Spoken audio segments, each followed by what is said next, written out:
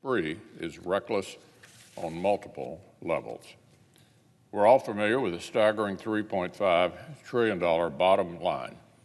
We all know it would only amp up the painful inflation that's already hammering middle-class families, in large part because of the last partisan deluge of spending Democrats rammed through just a few months ago. But just as alarming is the parade of left-wing ideas that comprise this mess, turning temporary pandemic welfare payments with no work requirements into a permanent dole, shoving through big chunks of the Green New Deal, government price fixing that would leave us with fewer new medicines and new cures. And then there's an effort to further inflame the Biden administration's border crisis with a far-left amnesty. We've now seen the highest unaccompanied child arrivals on record, the biggest month for immigrant encounters in 21 years. And this month, total CBP apprehensions for the calendar year are expected to top a million, for the first time in 15 years, and we still have 5 months to go.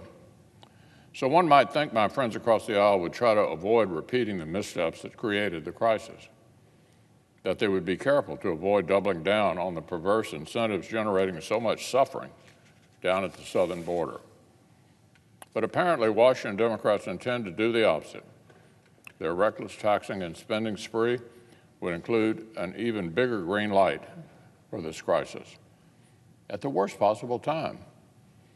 Under the Biden administration's unenforceable catch-and-release policy, just 13% of the 50,000 individuals who've been released into the United States since March have actually reported to assigned ICE checkups.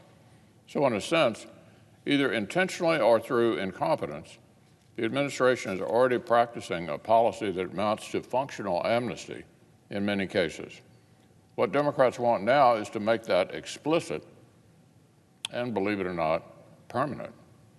They'd effectively like our southern border to be even more open than it is now, even during an ongoing public health emergency that has federal, state, and local officials contemplating new batches of rules for American citizens.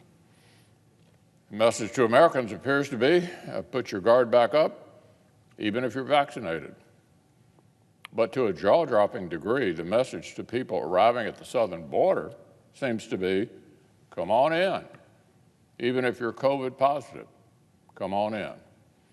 CBP data are reportedly showing a huge uptick in positive COVID tests in the Rio Grande Valley sector. That's just one sector, and that's just among whatever fraction of the individuals are actually being tested.